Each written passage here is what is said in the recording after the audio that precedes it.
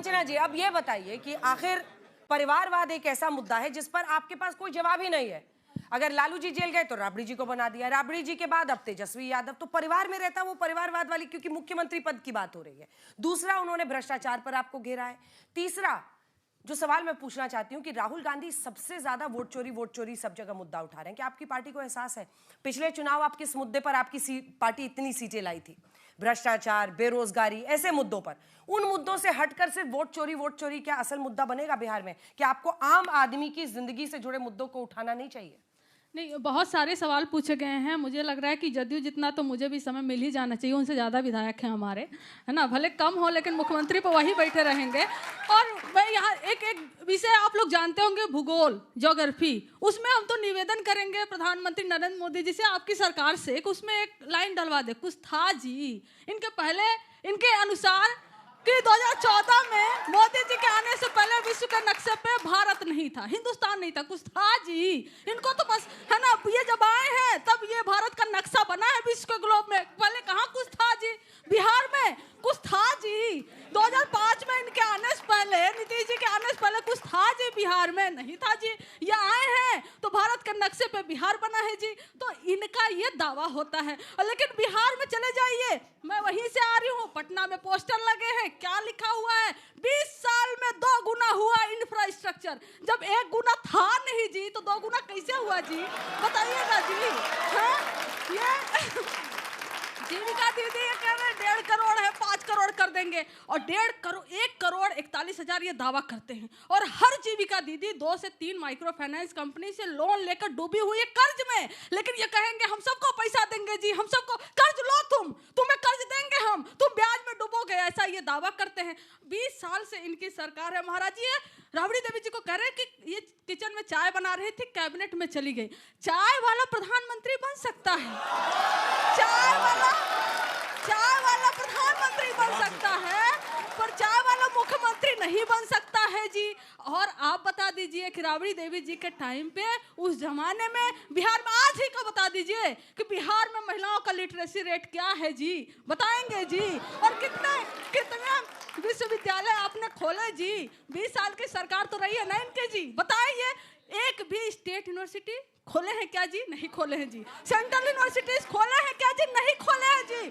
Patna university को central university का दर्जा दिलाए हैं जी? नहीं दिलाए हैं जी। और 10,000 रुपए, और अभी एक मुहूर्त निकला था, उस मुहूर्त में बताया गया चुनाव आ गया, महिलाओं का व्यवसाय बड़ा अच्छा चलेगा, इसी समय 10,000 रुपए दे दो, व्यवसाय शुरू कर लेंगे। 10,000 में तो चाइनीज फोन भी नहीं आता है जी, आप 10,000 में व्यवसाय करवा रहे हैं जी।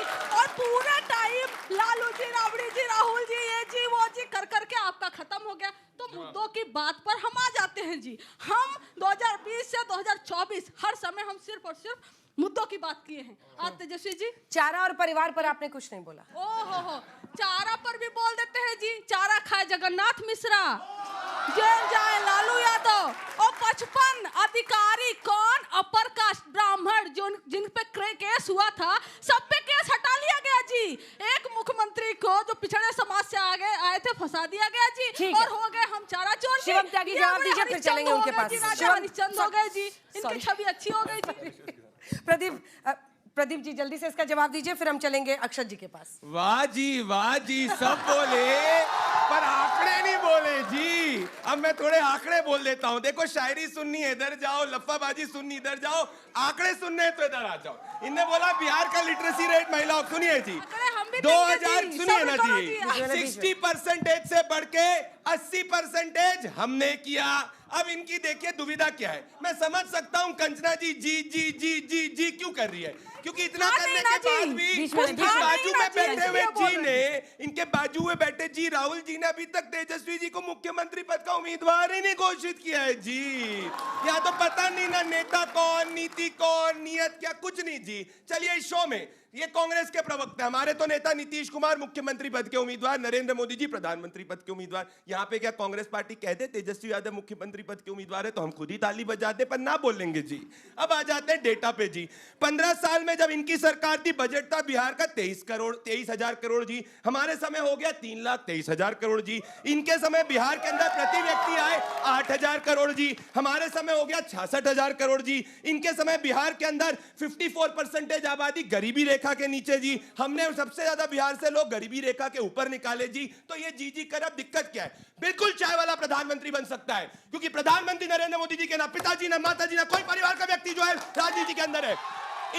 इनके समय चाचा चाची दादा दादी पापा पापी सब पूरा परिवार राजनीति के अंदर है। आप जैसे युवा जो है भारतीय जनता पार्टी के अंदर ही चुन के एक बार प्रधानमंत्री बन सकते हैं। आरजेडी जाएंगे तेजस्वी यादव परिवार के नीचे रहना पड़ेगा, कांग्रेस जाएंगे गांधी वाड्रा परिवार के नीचे रहना पड़ेगा, बीजेपी आएंगे प्रधानमंत्री आप में से कोई भी बन सकता है कार्यकर्ता के रूप में। इनमें और हम में ये फर्क हम भी बता देते हैं। चलिए अक्षर जी आप नेक्स्ट राउंड में। अक्षर जी देखिए, वो कह रहे हैं कि अभी चुनाव लड़े और अगर हार गए तो चले जाएंगे किसी राज्य में। मुझे भी उन्होंने इंटरव्यू में पीके ने लिख के दिया कि या तो 10 से कम सीटें आएंगी, नहीं सो मैं इसमें आपको एक बात बताना चाहूंगा कि आरोप और प्रत्यारोप के अलावा अगर हम मुद्दे की बात करें तो देखिए कि किसी भी राज्य में अगर वहां की जो संस्थाएं हैं अगर उनमें पारदर्शिता की कमी है, सत्यनिष्ठा की कमी है, तो वो संस्थाएं किसी काम की नहीं रह जाती हैं।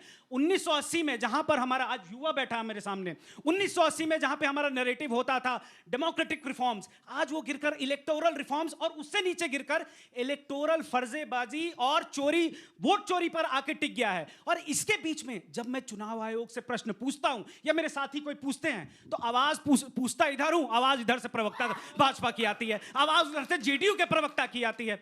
अरे मैं ये समझना चाहता हूं कि इतनी नीचे अब बिहार में जाके देखिएगा, बीएलओ बिना वोटर के पूछे उसका साइन करे जा रहा है, किसी को ना रसीद मिल रही है, एक घर में से सैकड़ों वोटर निकल रहे हैं और इसके बीच में जेडीयू के प्रवक्ता इसको आके जस्टिफाई करते हैं। अरे जीवन निकल गया नीतीश कुमार का सुशासन बाबू के लाने में, और आपके पार्टी के सर्वदलीय नेता सब लोग पहचानते हैं ना, इतना बड़ा बड़ा घोटाला कर दिया कि उस आदमी का जीवन बर्बाद कर दिए।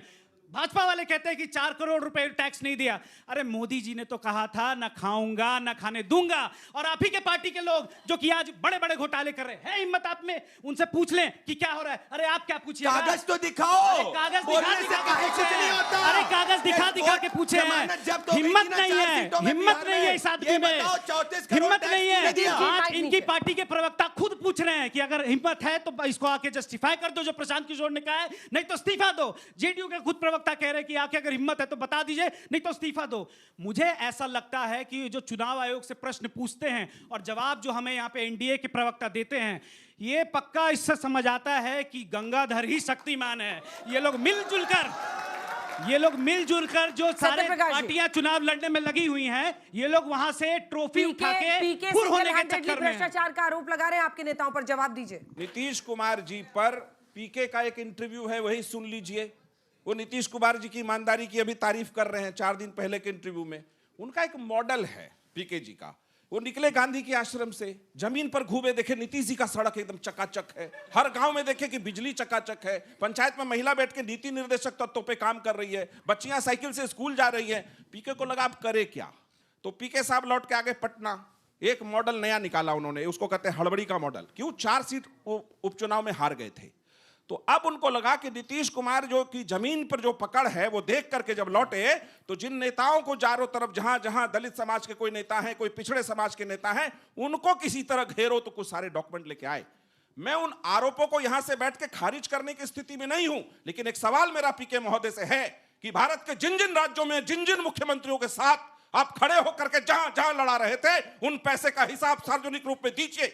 दिल्ली में केजरीवाल जैसे भ्रष्ट आदमी को चुनाव लड़ा करके आपने जितवाने की कोशिश की, कौन सी साजिश का हिस्सा था? ममता बनर्जी को जिताया आपने। अगर आप गए रेवंत रेड्डी वहां एक वाईएसआर कांग्रेस के साथ खड़े हुए, स्टालिन के साथ खड़े हुए, हर जगह भारत में आप खड़े हुए, आपकी राजनीतिक विचारधारा है क्या? वो कहते चलिए बिहार बदलने आए। प्रभु 20 साल से बदल रहे हैं। पीके हमारी ही पार्टी में थे, उपाध्यक्ष बनाया था नीतीश कुमार जी ने, बहुत सोच समझ करके कैबिनेट की जिम्मेदारी दी थी कि विकास पर कुछ काम करिए। सपना अगर बड़ा हो और घटना करना हो तो ठीक है, आप कागज लेकर के आते रहिए और चुनाव में ये हड़बड़ी का मॉडल पे काम कर रही है। मैं वस्तु स्थिति पर आता हूं।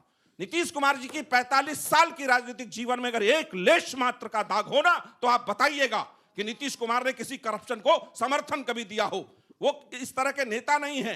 आप गलत कर रहे हैं। पीके जी उनके साथ काम किए हैं, लेकिन वो राजनीतिक रूप में लालच में गलत कर रहे हैं। अब क्या था जी, वो वाले था जी पे क्या था? बिहार को क्यों बोलते नीतीश कुमार? कुछ था जी। अब राबड़ी देवी चला रही है बिहार, तो क्या कहेंगे कि कुछ था जी? यही बोलेंगे ना। अभी आते साक्षरता दर। मुझे दुख है कि बिहार के मुख्यमंत्री होकर के भी उनका बाल बच्चा ठीक से पढ़ लिख नहीं सका, इस साक्षरता का तो मुझे दुख है। राबड़ी जी का बच्चा है वो, बिहार के मुख्यमंत्री जब बने उनके बाद तेजस्वी जी का जन्म हुआ है। और भी एक दुख है कि बिहार की एक बेटी जो राज्यसभा लोकसभा तक पहुंची, मीसा दीदी, उनकी दीदी है, वो पहुंची मेडिकल कॉलेज जमशेदपुर, वहां से ट्रांसफर पटना करा लिया। आज तक एक पर्चा दिखा दीजिए डॉक्टर मीसा यादव ने इसको पैरासीटामोल लिखा है, बता सकती हैं आप बताइए बिहार की साक्षरता दर? बिहार की महिलाओं की साक्षरता दर बढ़ी तो प्रजनन दर में कमी आई, और वो साइकिल पोशाक योजना वहां से शुरू हुई। बिहार के हर महिला को 35% सरकारी नौकरी में आरक्षण नीतीश कुमार जी ने दिया, उच्च शिक्षा में 33% आरक्षण दिया। आप कहां से पढ़ी हैं बताइएगा?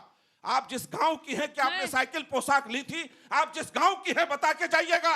सड़क किसने बनाया आपके गांव में? आपके गांव में बिजली किसने पहुंचाई? आप ये बता के जाइएगा कंचना जी कि राजद का हर नेता शपथ लेके बताए कि उसके गांव की बिजली और सड़क किसने पहुंचाई। शिल्पी गौतम का हत्यारा कौन है आज तक नहीं पता। ठीक है कंचना जी, इतनी अच्छी लड़की को मार दिया गया, उस पर कुछ नहीं बोलते आप लोग। मिस्टर मिश्रा, परिवारवाद थोड़ा आगे बढ़ के देख लेते। क्रिकेट में चले जाते हैं। जय शाह जी आईसीसी के चेयरपर्सन, क्वालिफिकेशन क्या है? वो अमित शाह जी के बेटे हैं। इसके अलावा क्या है उनका क्वालिफिकेशन, जरा बताइएगा तो जी।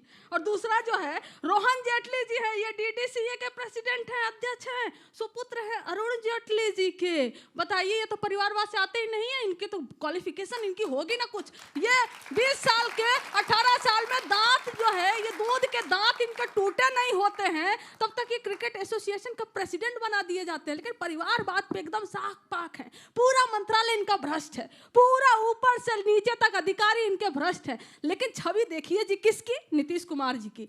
नीतीश कुमार जी की छवि बिल्कुल अच्छी है, कोई दाग धब्बा नहीं है। चाहे पूरे मंत्री परिषद इनके भ्रष्ट हो, चाहे उगाही कर रहे हो, लेकिन क्या जाइएगा वहां पर? परिवारवाद की बात पूछ रहे हो। 50% मंत्री आपके एनडीए सरकार में परिवारवाद से आते हैं सर। किसी के पिताजी रहे हैं, किसी की माँ जी रही हैं। और बात अगर राबड़ी देवी जी की कर रहे हैं ना, हम बता देते हैं, वो महिलाओं की आवाज थी।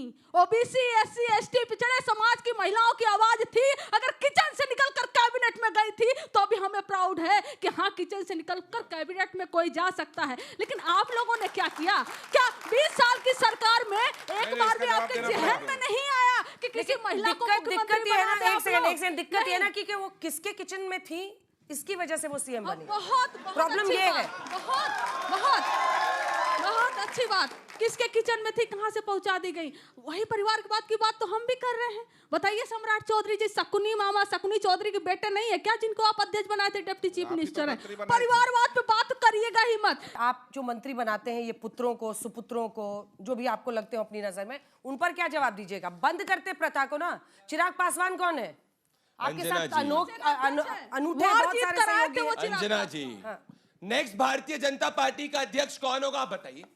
कोई भी बताइए, कोई नहीं बता सकता। ये होता है परिवारवाद के खिलाफ। इनके समय आज तेजस्वी यादव, कल तेजस्वी यादव, परसों तेजस्वी यादव का बेटा, नरसों उसके बेटे का बेटा, या बेटे के बेटे के बेटे के बेटे के नीचे ये रैकेट चल रहा है। ये फर्क होता है। परिवार से कोई व्यक्ति अगर राजनीति में आए उसको परिवारवाद नहीं कहते, परंतु सिर्फ एक परिवार राजनीति के अंदर शीर्ष पदों पर बैठे रहे उसको परिवार कहते हैं। योग्यता मतलब ये होता है शीर्ष पद किसी के लिए रिजर्व नहीं होते। क्या आप लोग ये गारंटी दे सकते हो अगर इनकी सरकार बनेगी तो अपराध का गिरोह नहीं चलेगा? जैसे 5 बजे के बाद में महिलाएं घर के बाहर नहीं निकल सकती थी, चलो छोड़ो। इनमें अगर आप यहाँ पे नेता नीतीश कुमार, नरेंद्र मोदी, कांग्रेस को ओपन चैलेंज है आज तक पे, डिक्लेयर करके बताओ तेजस्वी यादव अगर मुख्यमंत्री पद के उम्मीदवार है तो डिक्लेयर करके बताओ।